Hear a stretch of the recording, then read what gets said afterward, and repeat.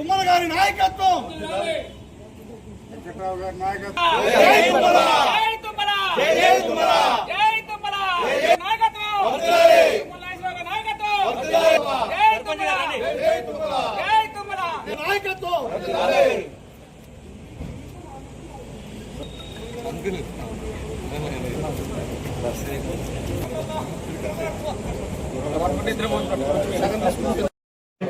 గౌరవ మంత్రివర్యులు తుమ్మల నాగేశ్వర గారి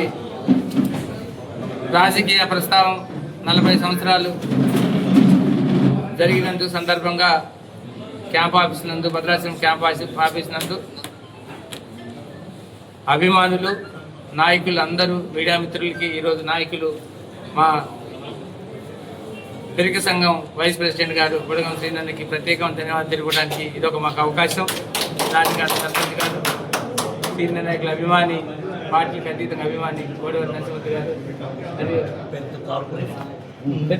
Perika corporation vice president Budagam Srini గారికి మరియు సీనియర్ నాయకులు సెంట్రల్ రవీణకి మరియు సీనియర్ నాయకులు చాలా సంతోషం. ఆయన రాజకీయం తెలుగుదేశం నుంచి స్టార్ట్ అయ్యి ఈరోజు కాంగ్రెస్ పార్టీ వరకు చేరి ఏ పార్టీలో ఉన్న అనేక శాఖలలో మంత్రివర్యులుగా ఉంటూ అనేక అభివృద్ధి పనులలో సంక్షేమ పథకాలని ప్రభుత్వం చేసిన సంక్షేమ పథకాలు కానీ అభివృద్ధి ప్రాంతాల్లో కానీ ఒక విషయం చెప్పాలంటే మారుమూల ప్రాంతంలో ఎక్కడ చూసినా ఆయన శంకుస్థాపనలే గౌరవ మంత్రివర్యులు తుమ్మల నాగేశ్వర గారి శంకుస్థాపనలు ఉన్నాయి. ఈరోజు లాస్ట్కి నేను నా క్యాంప్ ఆఫీస్ కూడా ఆయన శంకుస్థాపనతో నడిచిన బిల్డింగ్ ఇది. ఈ మన భద్రాచలం నా క్యాంప్ ఆఫీస్ కూడా అలానే ఈ నియోజకవర్గాలు భద్రాచలం నియోజకవర్గం వచ్చేసరికి ఆ రోజుల్లో ఉమ్మడి ఆంధ్రప్రదేశ్గా ఉన్నప్పుడు కూడా మనం ఈ నియోజకవర్గం వాజేడు వరకు ఇటు సింతూరు వరకు ఉండేది. ఎక్కడ చూసినా ఆయన శంకుస్థాపన తప్ప అభివృద్ధి దాతగా ఆయన ఆ రోజు పేరు పొంది ఈ రోజు కూడా అదే విధంగా ఎక్కడ మచ్చ లేకుండా నాయకుడిగా ఎదిగిన తుమ్మల నాగేశ్వర గారికి 40 years నిండినందుకు రాజకీయ ప్రస్థానం పార్టీ నిండినందుకు యావత్తున ప్రజలు మా కార్యకర్తలు అందరూ ఈరోజు సన్మానం చేయాలి. నిజంగా గొప్పతనాన్ని మనం చెప్పాలనే ఉద్దేశంతో ఈరోజు అందరి దగ్గర రావడం నాకు ఆనందంగా ఉంది. నేను ఎక్కడ అడిగినా నేను వన్స్ ఆఫ్ టైంలో నేను ఏజెన్సీ ప్రాంతాల్లో రేకపల్లిలో పనిచేస్తూ ఉంటే ఆ రోజుల్లో ఎటువంటి బోటు మనం సౌకర్యాలు లేని రోజుల్లో కూడా బోటు దాటి బుల్లెట్ మీద వచ్చి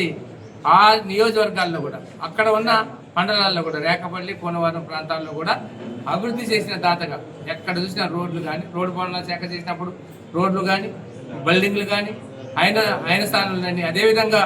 ఇరిగేషన్ డిపార్ట్మెంట్లో చేసినప్పుడు నీటిపారుదల శాఖ ఉన్నప్పుడు నీటిపారుదల మిషన్ భగీరథుడిగా నిజంగా ఆయన ఒక భగీరథుడిగా ఈ ప్రాంతాల్లో ఎక్కడ నీటి సౌకర్యాలు ఉన్నాయో ఆ రోజు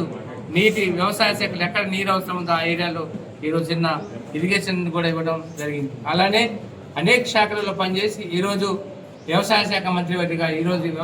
మంత్రివర్యులుగా ఈరోజు బ్రహ్మాండంగా ఎన్ని కష్టాలున్న ప్రభుత్వానికి ఈరోజు బ్రహ్మాండంగా వ్యవసాయ శాఖని మరియు మన భద్రాద్రి కొత్తగూడెం జిల్లాకు వచ్చేసరికి ఒక పెద్ద ఎత్తున భారీ ఎత్తున మన ఇండియాలో లేనటువంటిగా హెల్త్ యూనివర్సిటీని తీసుకురావాలనే ఉద్దేశంతో హెల్త్ యూనివర్సిటీని తీసుకొని వచ్చి అక్కడే సైంటిఫికల్గా స్టూడెంట్కి ఇచ్చి అక్కడే భూసార ప్రాంతాలని పరీక్ష చేయడానికి ఎక్కడికో పంపి భూసారాలు చేసే విధంగా ఈరోజు పరీక్షలు చేసే దాన్ని ఈరోజు భద్రాద్రి కొత్తగూడెంలో తీసుకుని వచ్చి గౌరవ ముఖ్యమంత్రి గారిని తీసుకొని వచ్చి ఓపెనింగ్ చేయడం జరిగింది. అలానే ఎప్పటి నుంచో నా చిన్నతనం నుంచి చూస్తున్నా ఎక్కడ చూసినా ఇక్కడ ఉన్న కమ్యూనికేషన్ బ్రిడ్జెస్ కానీ ఇక్కడి నుంచి వాజేడు వెంకటాపురం ప్రాంతాలు రొట్టెపేట గండి వరకు కూడా ఎక్కడ చూసినా కమ్యూనికేట్ బ్రిడ్జెస్ ఇక్కడ నుంచి మొదలు పెడితే గుబ్బలమాయి బ్రిడ్జ్ కానీ, అలానే సీతమ్మ సాగర్ బ్రిడ్జ్ కానీ, అలానే లాస్ట్కి తాల్పేరులో నేను ఉద్యోగం చేస్తూ 2000 సంవత్సరాలు 1998లో పెద్ద భారీ ఎత్తున ఒక పడవ వాల్దా పడి దాదాపుగా 38 మంది సబ్మెర్జ్ అవ్వడం జరిగింది. దాని 35 మంది చనిపోవడం జరిగింది. అప్పుడే గౌరవ ముఖ్యమంత్రి గారు ఆనాటి చంద్రబాబు నాయుడు గారిని ఒప్పించి ఆ రోజు తాల్పేరు బ్రిడ్జిని ఈరోజు కట్టడం వల్ల ఈరోజు ప్రజలందరూ చాలా సుఖ సంతోషాలతో ఉన్నారు. నిజంగా ఆ రోజు ఉద్యోగస్తులు పోయారు, స్టూడెంట్స్ పోయారు, చనిపోయారు, రకరకాల మహిళలు చనిపోయారు. అప్పుడే వీఆర్ఓలు వస్తే వీఆర్ఓలు కూడా చాలా మంది చనిపోవడం జరిగింది. దానికి గాను ఆయన ఆ రోజు మనం ఒక విజృంభంతోనే కొద్ది రోజుల్లోనే ఇటుపక్క బ్రిడ్జిని కట్టడం జరిగింది. అలానే ఇటుపక్క రొట్టిపేట గండి వరకు కూడా కమ్యూనికేషన్స్ ఎక్కడ గ్యాప్ లేకుండా, ఇలానే ఇక్కడ నక్సలైట్ ప్రాంతాల్లో కూడా రోడ్లు కూడా ఎక్కడ నక్సలైట్ ప్రాంతాలు అంటే గుండాలు కానీ, ఇటు వెంకటాపురం మన ఏరియాలో కూడా ఇటు